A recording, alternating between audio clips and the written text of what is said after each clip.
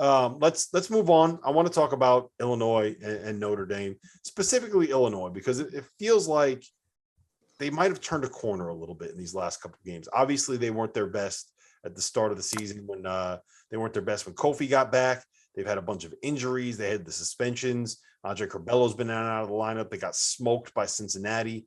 So what is Steve? I want to go to you first on this one. How difficult is it when you're trying to manage and build a team this early in the season when you are missing some guys at this point in the year specifically?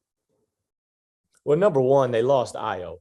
And when you lose a guy like that, I think everybody's roles are changing. And we talked about this off air a little bit. Kofi's out for the first 3 games, for whatever the discipline, from that standpoint, NCAA wise. But everybody on that Illinois team now has a different role. They've had some injuries, but Curbello, his role is different this year. Frazier's role is different. Kofi is his role is different. The scouting report's different on all these guys. But the one thing you saw tonight, in this game and the challenge against Notre Dame is Brad's team's got some toughness and they got some character to them. Frazier came back. Everybody thought he was really hurt. He came back. Obviously, Curbello couldn't play tonight. Kofi responded. DeMonte Williams, him and Frazier over, double-figure assists combined. They're over 2-to-1 assist-to-turnover ratio last time I checked tonight. And so they've got some toughness. This will be good for them in the long haul. The problem right now is with so many guys in and out of the lineup and so many new roles trying to be formed, they're not going to be perfect right now. And at the end of the day, they lost a neutral site game to Cincinnati and a 1-point game at Marquette. They'll be able to get those guys. They'll be able to get those wins back, as they get into conference play. Randolph, how worried are you about them? Or is this something where at this point they're kind of like I said, it feels like they've turned a corner a little bit? I'm not worried about them because what you saw tonight was identity, right? You talk about 2 different teams. So much has changed. We were worried about what this team's going to look like without the starting point guard. We were kind of worried about it. And then we look at a Notre Dame team that has essentially everyone returning, right? We're expecting them to take another step. And tonight, the tougher team just won. Let's just call it what it was. I mean, they just flat out were just tougher. Kofi was a beast inside. They had no answer for him. I'm impressed with him, and I said this last year, watching him last year. They'll actually switch with him, and they'll switch on guards. I'm not saying he's a great on-ball defender, but he's a willing defender and will switch on guards when they need him to. And that's for a guy his size. A lot of people don't ask big guys that size to switch and guard perimeter guys the way Illinois does, but it's a mentality of that team, and it's a toughness, and you just see it. It's a culture, and that's just what showed tonight. They were the tougher team, and Notre Dame made some shots, but I don't think it was ever in doubt. I think he's actually pretty good in ball screen coverage. They mostly play drop, right? Which basically means Kofi just stand about 8 feet in front of the rim and just be really big and take up space and try to guard 2 until your guard can get back, more or less. And I mean, he's pretty good at that. He's not bad at it. And that's what they do at the NBA more often than anything else. My biggest concern for him as a pro at the next level is the fact that he's not a guy I know he made a jumper today, but he's not a guy that's going to stretch the floor. And 2, he hasn't figured out how to make the passing reads yet. I think he only started really playing basketball like 4 or 5 years ago. I'm pretty sure, right? Like he was a soccer player for a while. He really started taking it seriously later in his career than most guys do.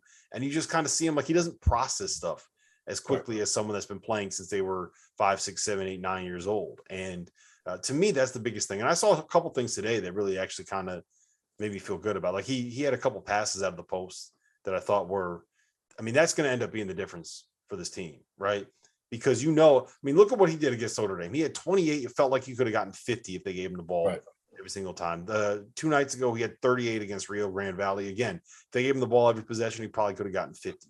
Defenses are going to collapse. He's got to be able to take that ball, and if there's 4 guys around him, flip it out to someone for an open 3. And they got the shooters, right, Steve? They got shooters on this team. Yeah, well, Illinois, that's what I was going to say too, is obviously Illinois made shots tonight. They made threes, and they got guys that can make threes. But when you have a guy that commands so much attention like Kofi does, the better he can become, passing it out of the post, or like, you were talking about Virginia posting Kyrie Clark, even guards posting and having the guards pass out, because sometimes they're your best passers. Illinois, the more they can spread you out and the more you've got to, show attention to Kofi, the better the three is going to look for guys like Plummer and Grandison and DeMonte Williams, Frazier, Curbelo, and like I said, they'll just continue to get better and better under Brad because of their toughness and their identity on the defensive end. Passing bigs are so dangerous, though. I mean, passing bigs give you so much trouble. You watched him tonight. We're talking about him playing in the post, but when he gets on the perimeter, he can dribble handoff. Coach, this, having bigs that can just dribble handoff and force you, because now he's going to force you to come up and guard him on the perimeter, because if you don't, then the guard's going to turn the corner and get downhill. So now he's able to dribble on the perimeter, dribble handoff, pass, set screens. He's playing on the perimeter, even though he's really efficient inside. That's where his money's being made, not literally, but he's making his money on the post. He's still making you play his game because he's dribble handing off on the perimeter. He's a really good passer on the perimeter as well. So he's going to force you to come out to guard him even when he's playing on the perimeter. Right. I think that this team really takes the next step if Curbelo comes back and he's actually effective as kind of a guy that's able to score on ball screens. I thought their offense the last couple of games has looked better with Trent Frazier, because he keeps defenses honest when he's coming off those ball screens. What they were doing when Curbelo was out there was they were basically just letting him go and daring him to make a decision and make a play and just saying, you're not going to get the ball back to Kofi. We're going to make you beat us. And he was horrible against Marquette, and he really was not very good against Cincinnati. At what point do you guys think that was that just something where it was taking him a little while to get going? Maybe that's lingering effects of the concussion. Is that what it's like coming onto a team where you used to be the third option with Io and Adam Miller out there, as opposed to now being the first option? Steve, what do you think it is with him?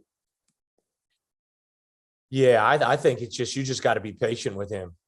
Just at the point guard position, it's the toughest position on the floor. It's the most demanding. It's the one that's got to be great because the ball's in your hand and you're expected to make decisions. But Curbelo's role has changed more than anybody's. Io was out there and he played on the ball and off the ball because Io liked to score and made big shots for them, but Curbelo's in a whole different role, to where he's asked to run the team and make plays, and score, pass, distribute. And so it's good for him. You got to let him play through some mistakes. You got to let him continue to grow. And on the back end of this second half of the season, I think he'll be back to what people thought he was. But that's why a lot of times, with those guards, you like to play those guys together when they're young so they can get more experience. They can get accustomed to the game, get a better feel. And then when it's your turn, you're able to take it and run with it. But, losing Io and playing behind him, that's a different role. And he's just got to take time to get adjusted to it.